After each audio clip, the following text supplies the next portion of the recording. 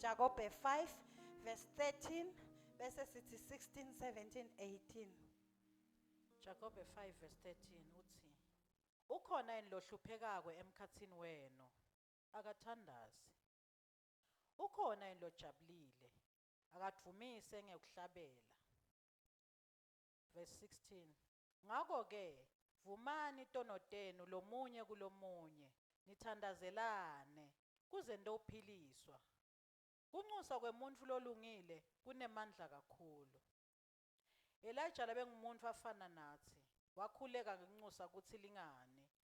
Langedelana emhlabeni iminyaka lemithathu netinyanga letisithupha.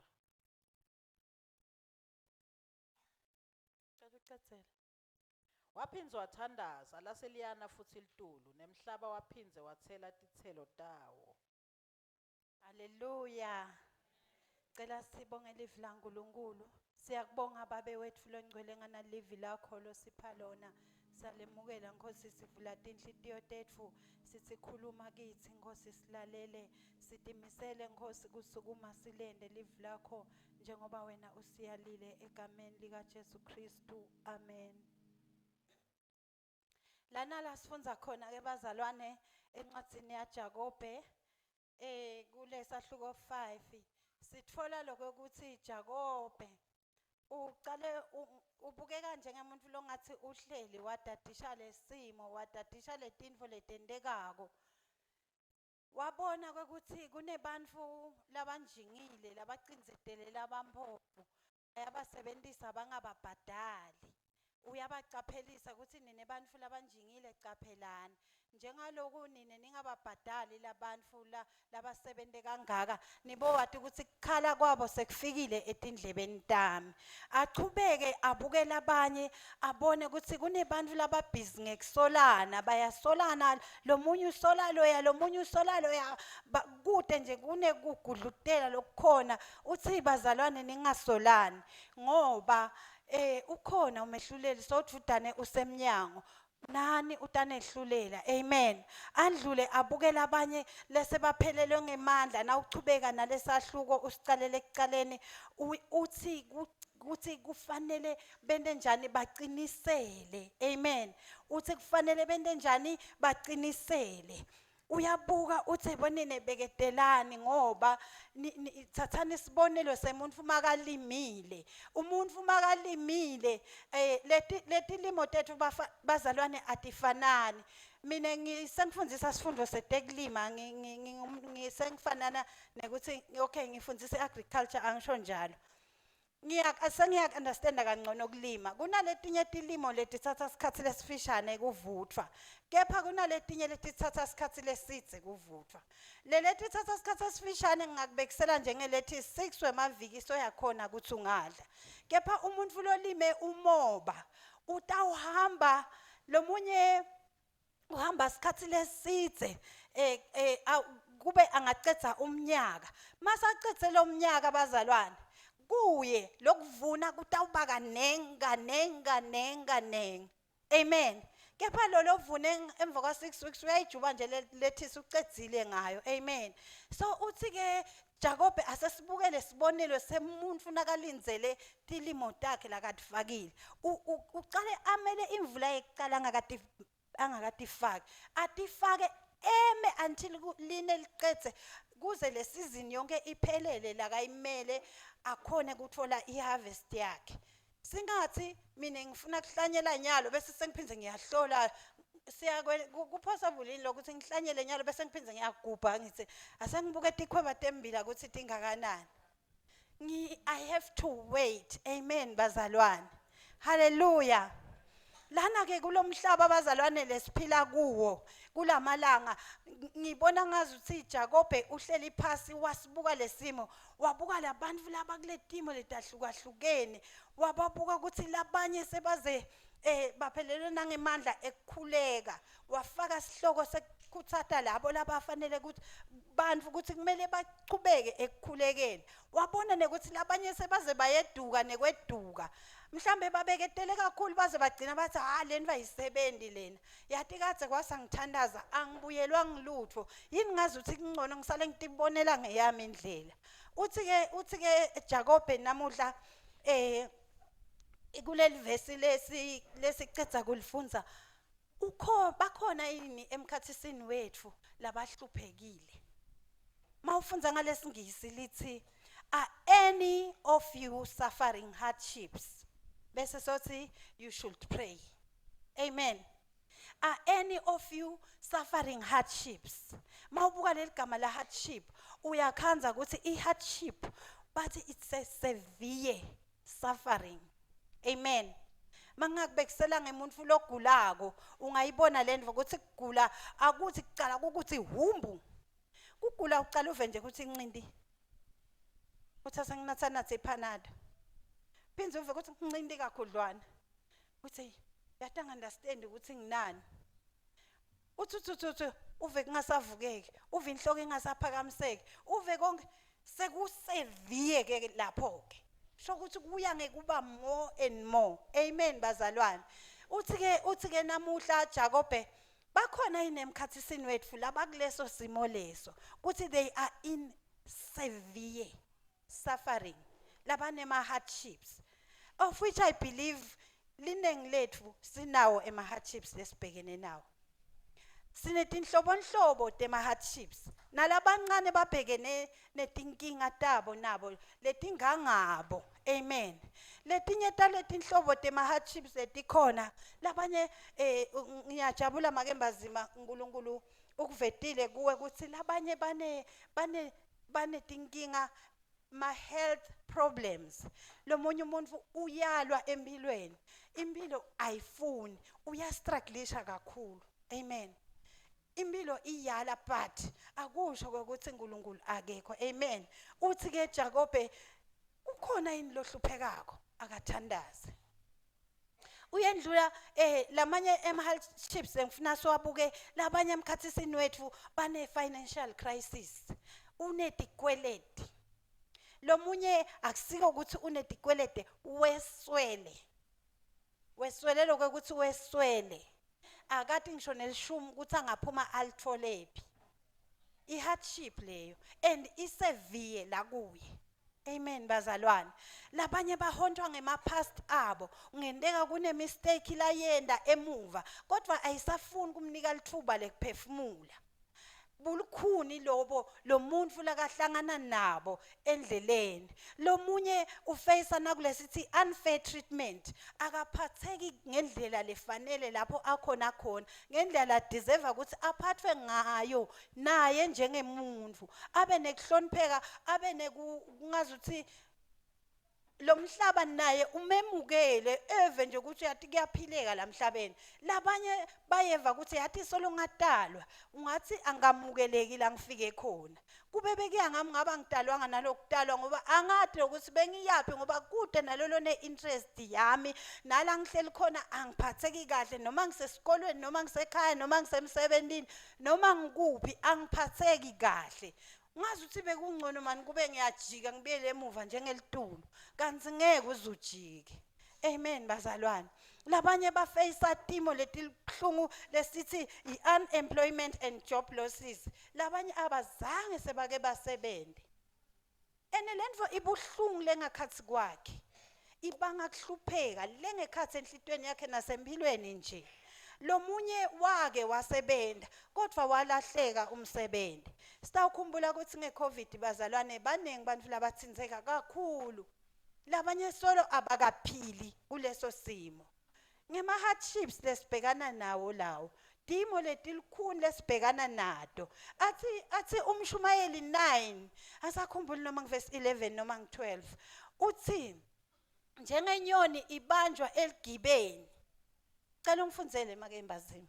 Umshumayeli 9 verse 12. Verse 11. Is it verse 11?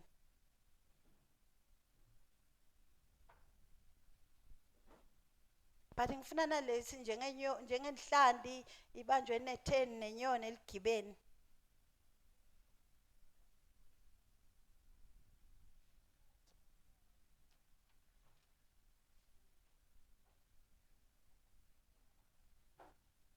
Awuthola.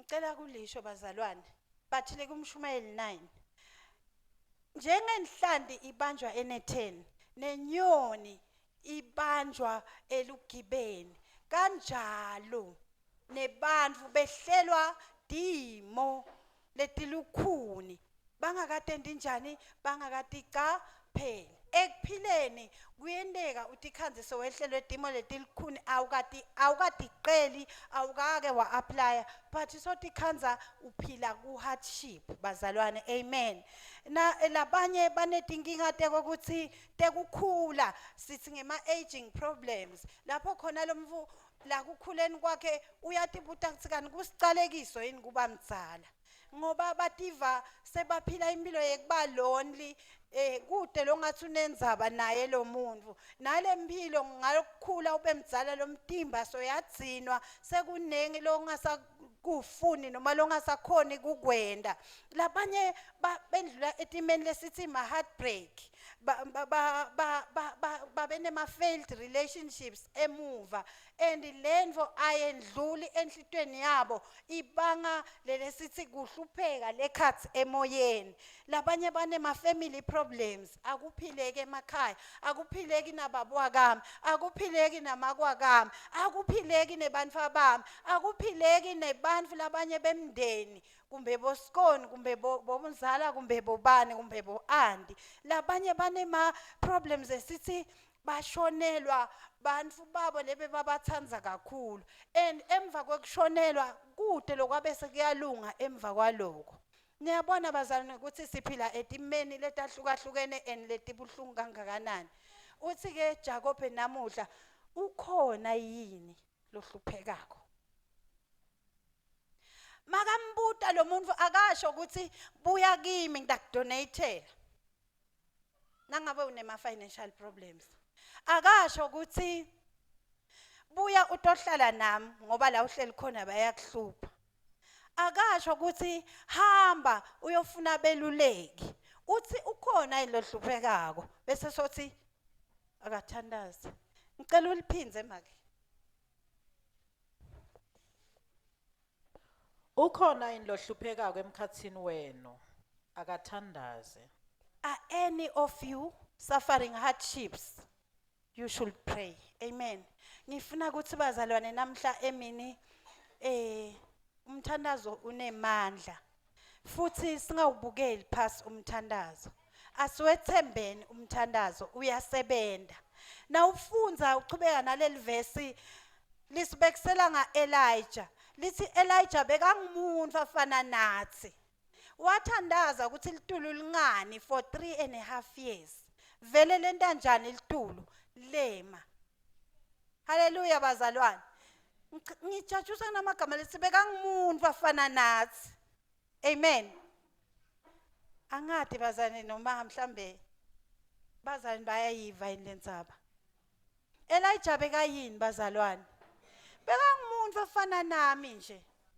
naye kwenteka abe nema-hardships kodwa intfo lakayibona yinye lakayibona ukuthi iba yisolution dingakhi bazalwane yinye wathi ngumthandazo amen umthandazo bazalwane uguqula kude lokwehlula umthandazo amen kude lokwehlula umthandazo bakhona yini labahlupheka kwemkhathisini wethu thandazana asithandazeni bazalwane awufunza incwadi yeIsaiah 9 verse 6 lithi live la uNkulunkulu and his name shall be called Wonderful Counselor bazalwane kule timo lesikuto sike sithi uve umuntu athi I need to talk to someone angithi bazalwane nasekushisa mbamba kakhulu I need to talk to someone I need to talk to someone ngithi mina bazalwane angibali beluleki labakhona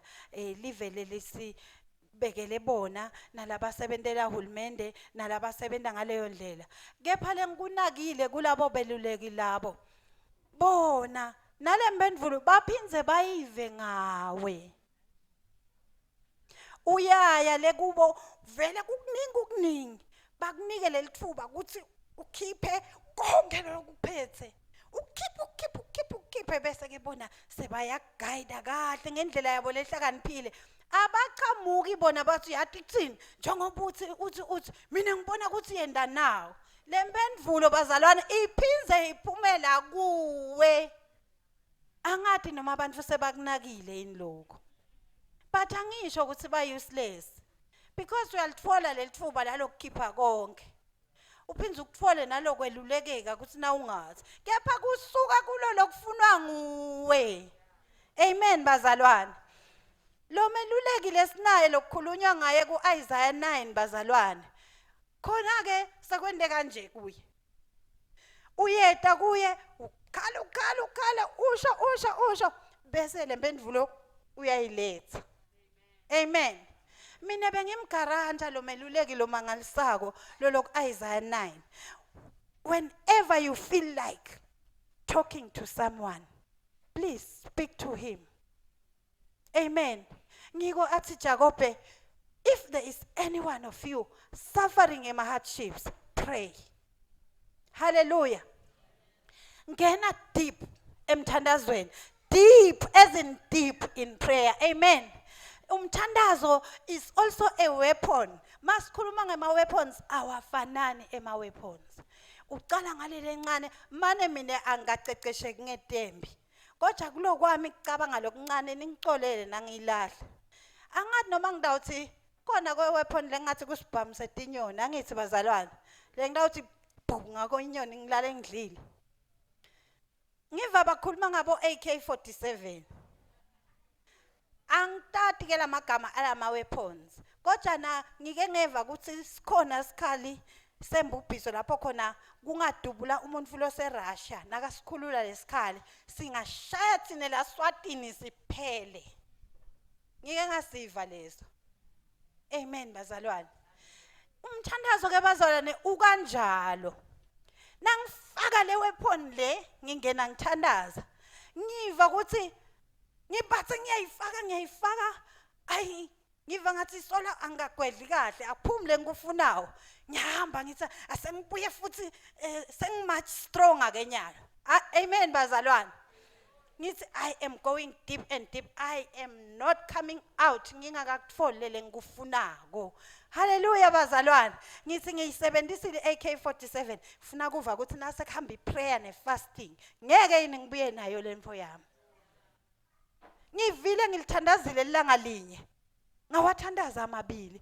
ngawathandaza amathathu ngifuna kuva ukuthi nangathatha liviki lonke tila ngeke yini lemfo yami ngiphume nayo ebazalwane I can tell you iBhayibheli alwaqala emanga prayer is strong prayer ngingathi mina it's an integral part of a Christian lifestyle amen and lokhu ngimangalisa ngemthandazo uma uthandaza kuba ngathi ngikhuluma ngedva manje kukwenda ungethembi lo uthi kwendekani ngabe vele ngivakele yini kanti uvakele kanti wena wende njani uvakele kahle kakhulu futhi amen lokunye lenkunake ngemthandazo lo mthandazo lelesuswe ngako lokhanza ukuthi basibitile sihlangene angisho ukuthi ngiyawendela phasi umgcoka nawo amen kodwa dokhanza ukuthi basibitile nje hayi Tuesday siyathandaza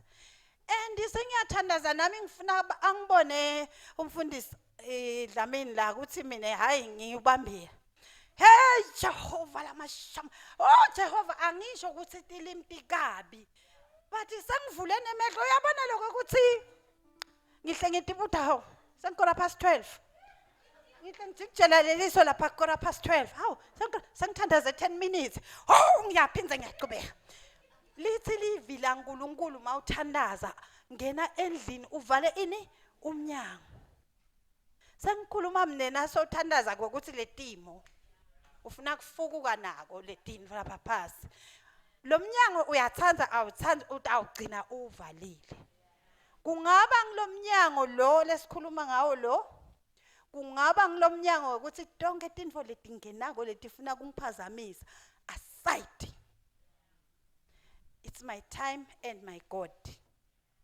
amen sengisho masotshele ukuthi ngifuna kubuya nale ngifuna kubuya nako uvala yonke iminyango uvale ukuthi bani ungikhubile ngamfaki la.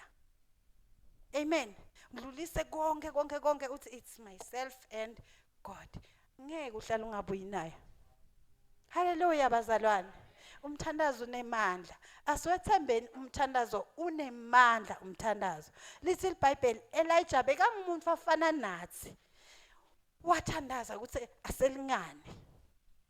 Iminyaka lemithathu netinyanga letisithupha kwaba njalo. Waphinza wathandaza lana. Kajabe kafana nathi. Abetele ngumfati njengathi. Abehlala ekhaya nalabanye abantu lebehle bamkhuba. Abehlaswela. Tonke letimo lesithi nathi siyabhekana nato ngendeka naye forward betimtfola. Kodwa wathandaza tintfo tendeka. Nawe futhi ngiyati ukuthi uke wathandaza tintfo tendeka. Amen. Angathi ngaleli langa sophelelwe ngilamandla. So ungiva ngathi awusawuthemba umthandazo ukuthi kusuka sekwende njani. In fact bazalwane prayer is a lifestyle. Uma ungakaqali wakwenda impilo yakho wakwenda indlela yakho yekuphila kuthandaza vele kutoba likhuni ukuthi kuchamuke sekuyiambulance leto rescueisha wena. Amen. Prayer is a lifestyle. You pray ngisho kungasavumi, you pray. You wake up and pray. Amen bazalwane. Angisho lokho ukuthi uthandaze ukuthi sozama kufulfilla ukuthi ngithandaze 6 times. Angisho lokho. Ngithi whenever udijelile ukuthi ufuna ukuthandaza.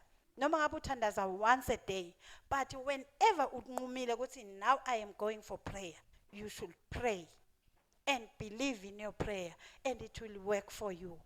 Umthandazo unemandla kakhulu. Awusilo ekukhompyutha ukuthi mina sengithandaza hour noma 2 minutes noma 30 minutes. Awusiyo ekukhompyutha ukuthi ngithandaza ka 6 noma ka 10 ngelanga. I-dedication yakho kuNkulunkulu ngaleso sikhathi lothi wena uthandaza ngaso, pray, don't act. Amen bazalwane. And trust the prayer lo yendako. It works. Amen bazalwane. I think is labanye bethu batawukhumbula ukuthi kulomnyaka lophelile mina ngike ngavelelwa simo lesilikhuni. Okay, mina ngingumuntu ngiyawafundisa ama students ngente mabo mina lokusho ukuthi ngingithishela. Amen. Mangiwafundisa angithembi lokufundisa kwami kuphela. Ngiye ngathi ukuthi emsebentini kunale team letivukako. Letenda abantu abesikole bagcine bangakakwendi lobo kufisile wena bagcine bahluleka engcenye. Hayi ngoba wena awufundzisi. Kunalama demon lakalwa ngamunye nangamunye umfana.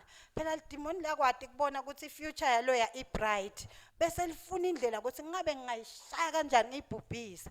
And the time lo mfana athi uyazama ahluleka uya give up. Lithi ngiloko ke lebengikufuna. Vele ngimfuna ngakafunzi. Ngoba ngimfuna sigebengu lo.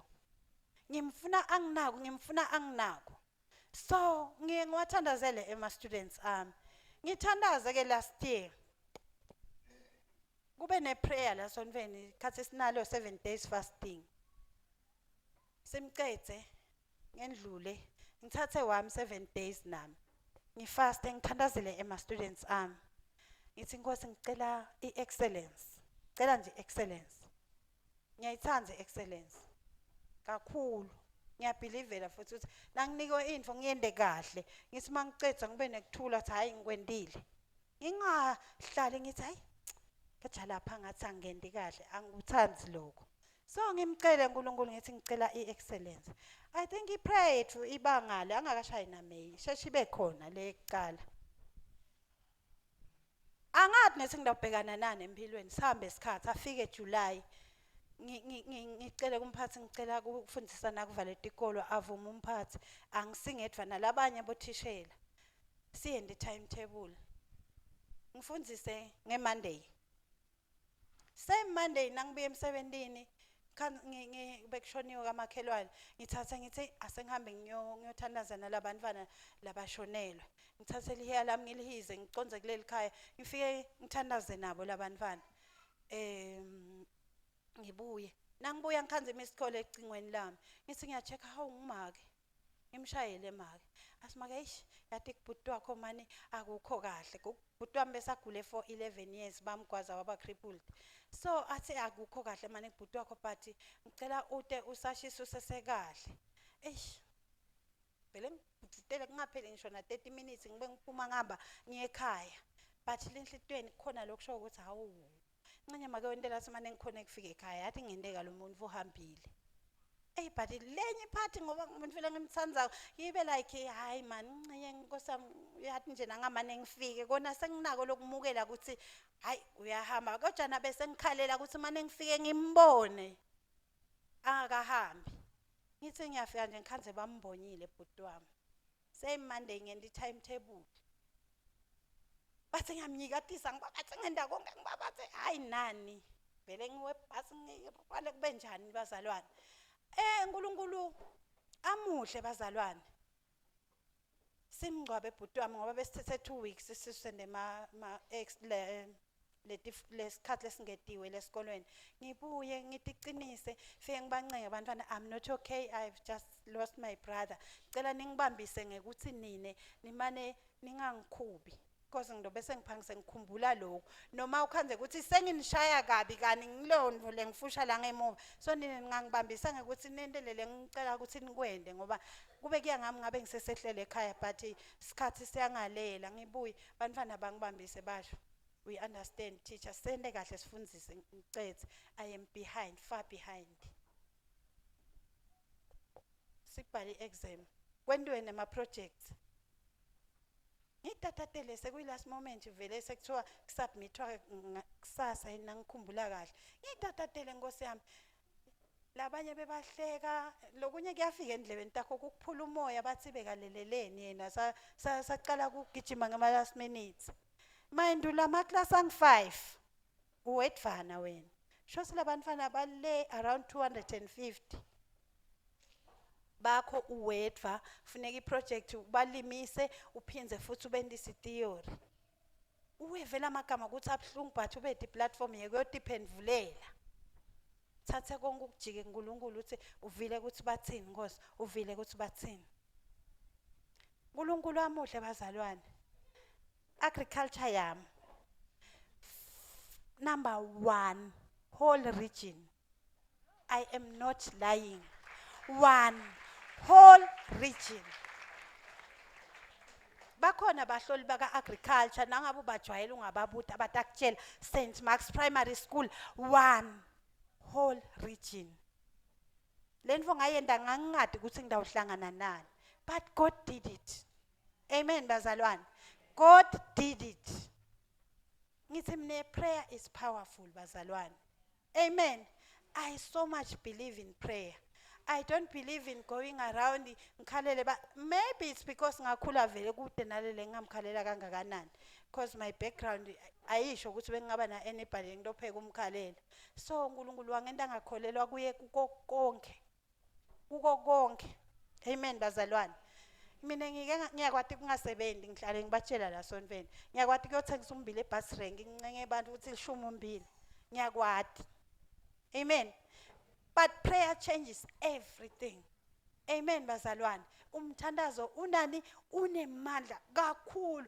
and kude lenye imfulo ngayenda hamba emthandazweni ushintshe lama weapons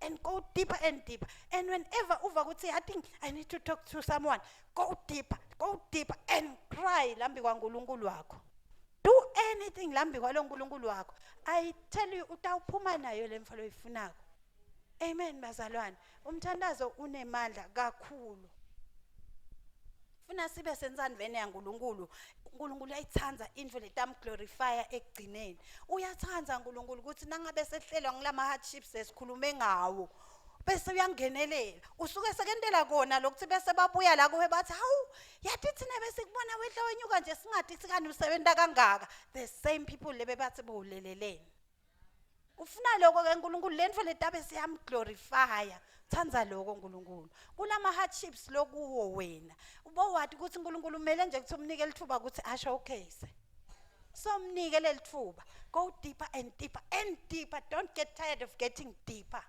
amen bazalwane umthandazo unemandla kakhulu kakhulu bazalwane. Ngicela kugcina nga one silly prayer that I prayed. Now kubuka ungathi wena this one was silly. But it worked for me. Emi-17 yathi nanisimo sihle sibalikhulu. I once prayed a silly prayer ngathi Nkosi, nginami Nkosi yami yathi Jehova ngiyafisa kube nemuntu nami lo ngazi ukuthi ngimjwayele yabona nje uyathi nawe ukuthi emsebenzini kuba kanjani. Ngathi Nkosi ngicela ngathi nje turn the tables around. Ngathi in my favor. Angathi noma lesingisi bengisiphulile noma but ngasho njalo.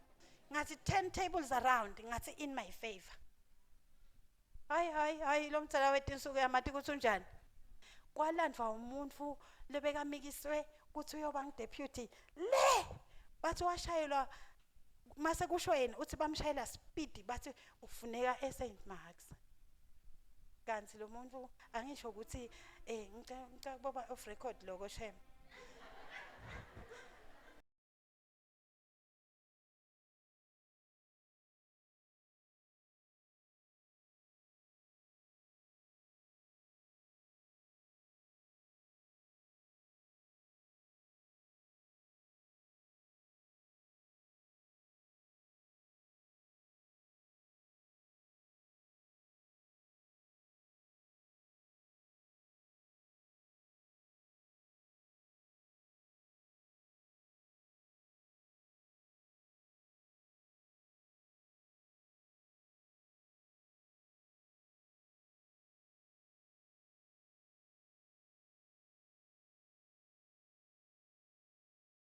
Deeper in prayer, it will work for you.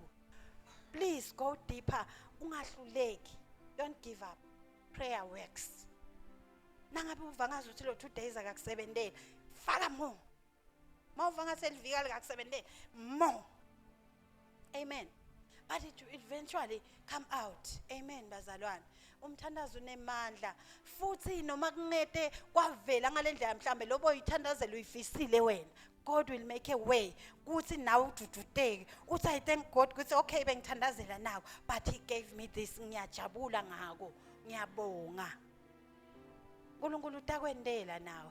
Please go deeper and deeper in prayer. Ungawu-undermine umthandazo lo wendako uyakuva uNkulunkulu.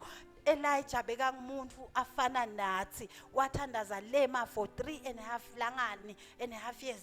Langani litulu waphinza wathandaza ukuthi libuye laphenze labuya. Nangabe Elijah bekangumuntu afana nami, mina wami umthandazo sangete awuva njani uNkulunkulu?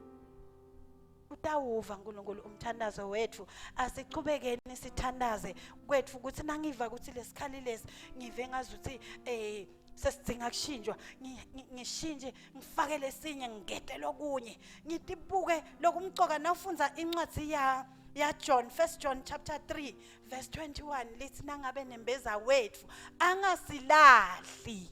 Nangabe nempeza wethu angasilahli sinesibinzi ukuthi lele sicela kuNkulunkulu sidakutfola. Nangabe nembeza wami angangilahli mina nginesibinzi ukuthi lele ngikukhalela ngidakutfola. Kwami lengugadzile nginembeza wami phambi kwaNkulunkulu ukuthi angangilahli. Nangabe angangilahli ngiyakutshela nginesibinzi. Ngivele ngithi it's just a matter of time. It's not like khona lokubi lokunjani, it's a matter of time. So bazalwane umthandazo uyasebenza. Hallelujah. Ngiyathi ukuthi sendlula etimeni letahlukahlukene. Lo munye uyasho nje ukuthi yathi manje ngangithandazisa ngethfeleka madima. Angasukuma sitothandaza naye noma ngabe ngisiphi lesimo njengoba sitibekile letinya sikadibali lana. Kumatima lamhlabeni siyagowisha kakhulu kepha umthandazo unemandla. Amen. Nangabe uyadzinga ukuphakanyiswa ungaphakamisa sandla sitothandaza nawe sisavala sitawucela kwekuthi inceku kade yaNkulunkulu make hlanze namuhla asithandazele asicelele ukuthi kulama hardships lesihlangana nawo kule timo lehlukahlukene lesinato noma ngingumntwana lomncane ekhaya kuphileki noma ngingakana noma yini uNkulunkulu angenelele etimpilweni tethu. Amen.